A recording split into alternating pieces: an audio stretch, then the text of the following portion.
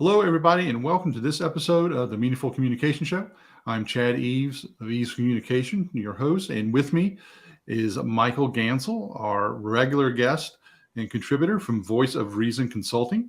For those of you who aren't familiar, I'm in Chicago, Michael's in New York, and how are things going over there in the Big Apple today?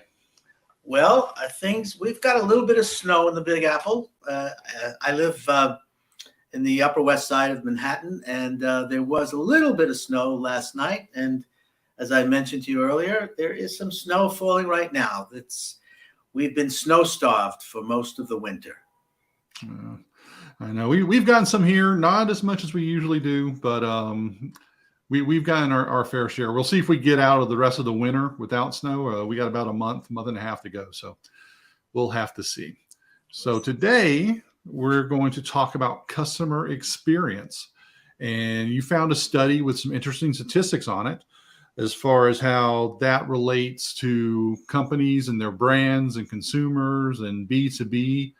And we'll go ahead and kick off the conversation, look at some of this information and see what we think about it, where we think they might be spot on, maybe not quite there, how it relates to some of our experiences maybe.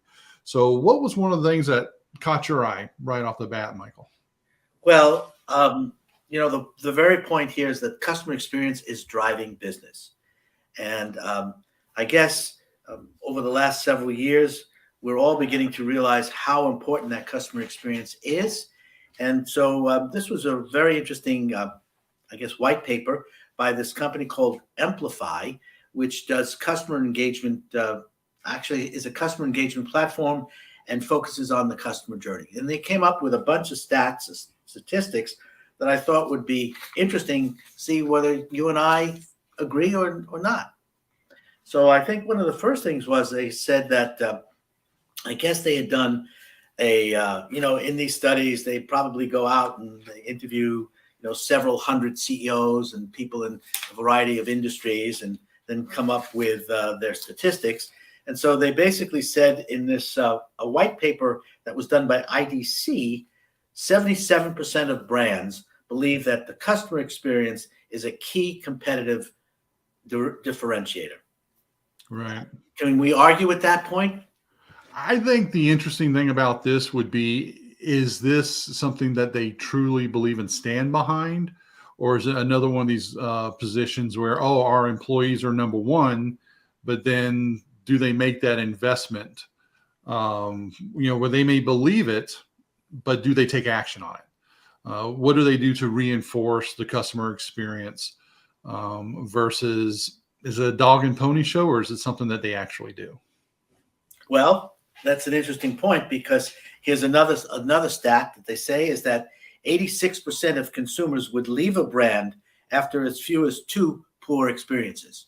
So that, I guess, puts what's the expression? I come up with a silly expression, but that's proof of the pudding, right? In the sense that literally almost 90% of your customers would leave after 2 poor experiences. Yeah. And, I think part of that is people have, so many choices, with the internet, obviously, as far as, finding, purchasing of goods, at least. And, I think people's expectations are higher, than they used to be, whether it's easier to return an item or just, just having that lower tolerance of poor service. Well, yeah, they actually point out that almost 50% of consumers have left a brand in the past year due to poor customer experience. So that's telling. Yeah, and it's expensive, for a company that doesn't maintain, customer experience, customer service. I had a recent experience with a company I've used for 10 years for household stuff, furnaces and everything else. And they did not provide a good service. They put the wrong piece in my furnace that caused it to break one very cold night here. And that compounded on top of some other stuff. And they lost a customer. People have options, and people, have, this expectation of things being done right. How do companies follow up on that? I think is the big question. Because like this company would always call when they were done to see how happy we were. After they screwed up on this, they didn't call to do a follow-up to see if I was happy or not. So it was almost like they didn't want to hear, what the answer was. And we know in everything, whether it's business, public speaking, whatever it is, feedback's so important. And the companies that want the better customer experience for their customers have to be willing to be accessible for that feedback. I think that's a big part of it, and why people probably leave. They don't feel like they're appreciated or that their concerns are heard. Interesting. I think you're right.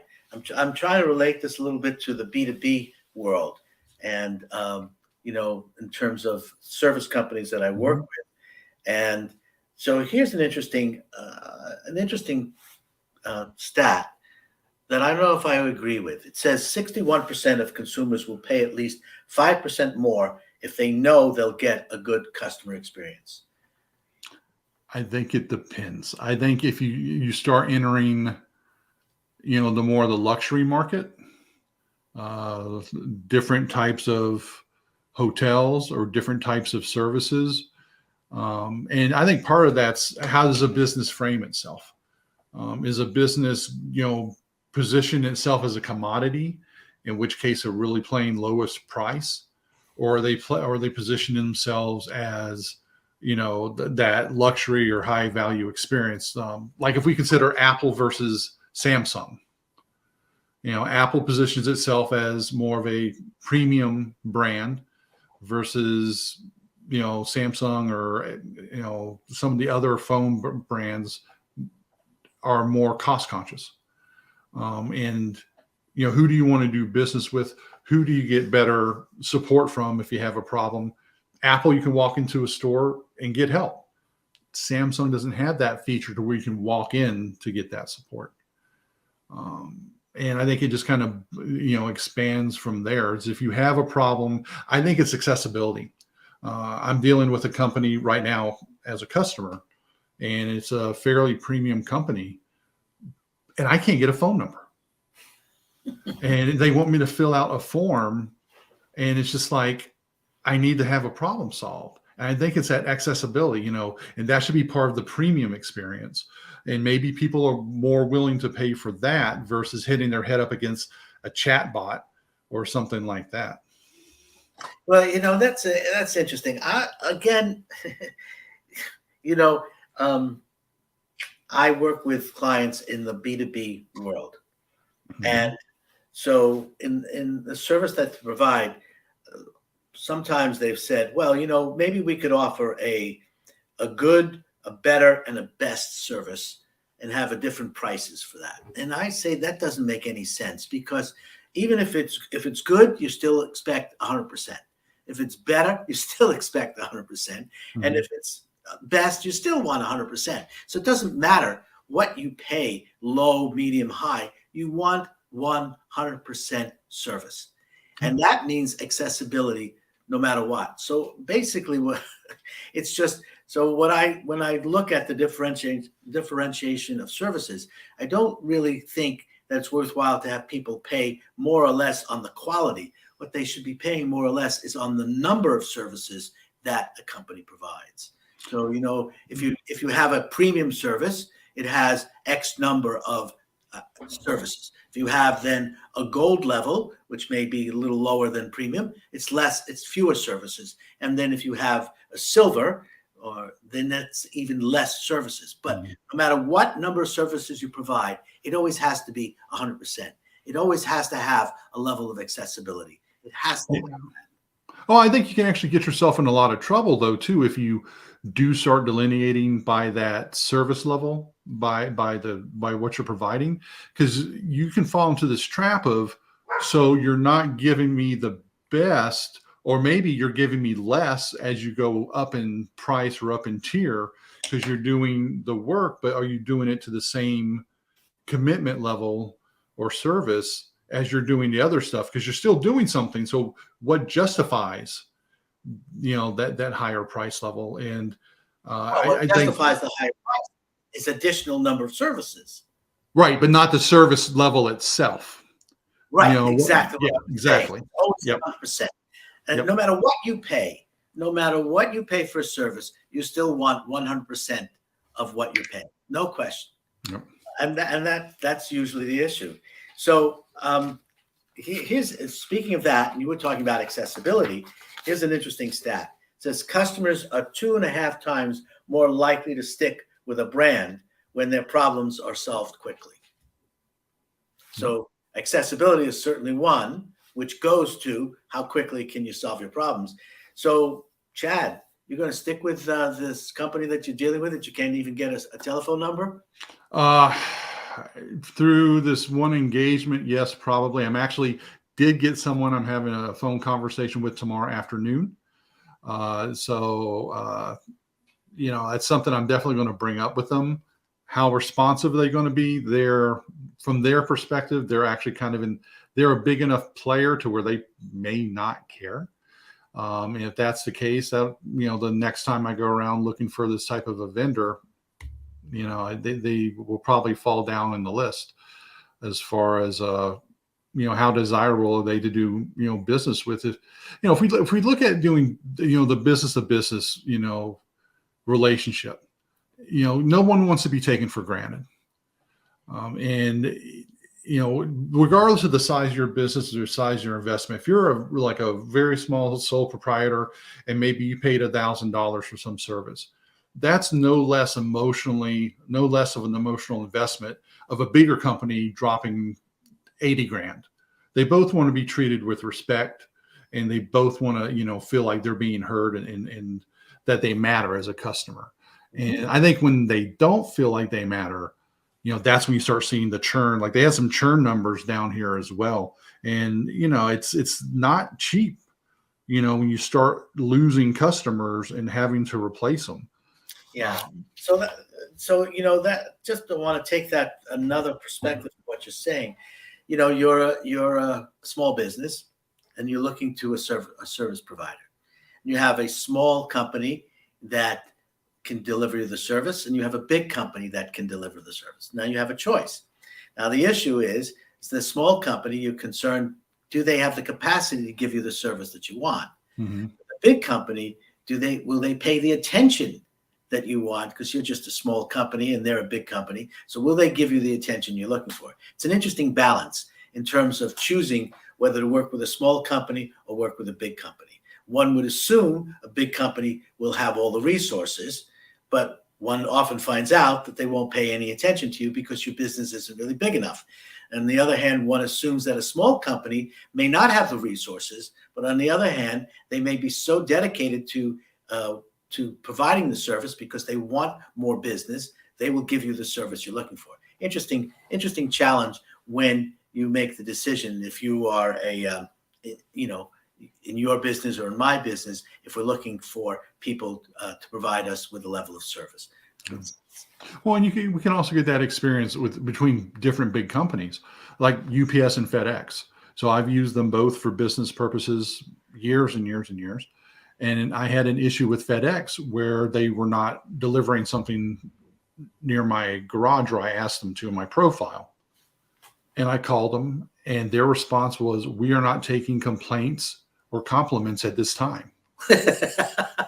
I love that. I've never. I'm like, "What do you mean you're not taking complaints? Or you left it like by the street?" And they're like, "We're not taking complaints or compliments." To this day, if I have another option, I will use UPS, DHL, USPS, whoever else can fill that gap, even if they are a little bit more expensive, because FedEx ticked me off that much. It just blew my mind. It's like, you don't matter. It's like, okay. They didn't even want your compliment, huh? No, not even that too. So it was very bizarre. I've never had a business tell me they weren't doing that at that time. So, Wow. But the customer experience is just, it's gone by different names over time, customer support, customer relationship. And it really gets down to if it's on a B2B level or a B2C, how does your customer, do they feel valued? And, it's not necessarily a dollar sign, attached to it. If someone's paying more for that premium service, they want that premium, experience, but are they getting what they're expecting? and plus really a little bit more. So here's another thing that's really an interesting stat. Goes to what you're talking about. It says 46% of consumers will abandon a brand if employees are not knowledgeable. Mm-hmm. So the first thing is getting a real live person on the phone. Yep. These days, no matter whether it's your credit card or just about anything, you always have the press this, or you have the automated, which is please tell us what your problem is. And you keep saying customer support, customer representative, so on and so forth. So until you get to a real live person, now you really expect, okay, I've got a live person. That person's really got to be knowledgeable. And if they're not, you really have to, how would I say, become very psychological on how to get what you need, right? Well, it's become like this giant smelly onion. How many layers do you have to pull back? And I think that's really the advantage. And I think that's one of the things that small businesses, where do you manage that being accessible with what you're doing otherwise? Is it being accessible? Like all my clients have my cell phone number. I will pick up that call unless I'm in a meeting or something like that, and return their call promptly. Or is it worth making the investment in a receptionist or a phone service, or something along those lines? But my dog is piping in. She thinks everybody should be answering their phone. That's what she says today.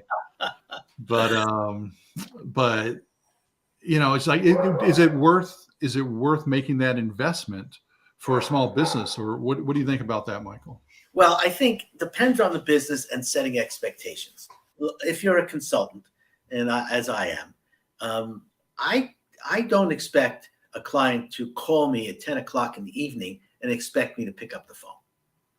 And I don't expect them, if they send me an email at 10 p.m., to expect that I'm going to respond at 10 p.m. because they've sent me that email or text. Now, on the other hand, if I am available, I might respond certainly to an email, because I'll go on emails late at night. But, my partner thinks that that's not the right thing to do, because that's giving them an expectation that they can reach me 24/7. And I'm not in an emergency oriented business.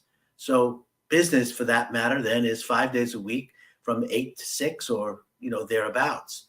So it's an interesting balance in being a small business owner as a service provider consulting as to how available one should be. However, if somebody sends me an email or a text or has a question at 10 o'clock at night, you better know that at 9 o'clock in the morning or 8 o'clock in the morning when I start my day, they will be the first person that I respond to. Now, on the other hand, if you're a managed service provider or, where emergencies are important, you have set the expectation that you will provide 24/7, you need to have that. Now, I know managed service providers out there that only do 9 to 5 days a week. And I asked the fellow that I was talking to yesterday, how does that happen? He said, well, we've set expectations with our clients that these are clients that typically work a normal work day, and these are the expectations that we've set. I have other managed service providers that are 24/7. So I think that it comes down to that accessibility, and that response is setting the appropriate expectations. Yeah, and really defining those boundaries up front, that's so critical, as far as when are you available. And like you said, there are definitely business lines that are, need to be available. I think one of the other challenges can be where are your customers? So I have customers across different time zones, and I will set hours, when we basically can work and touch base and stuff like that. But it's setting that up front.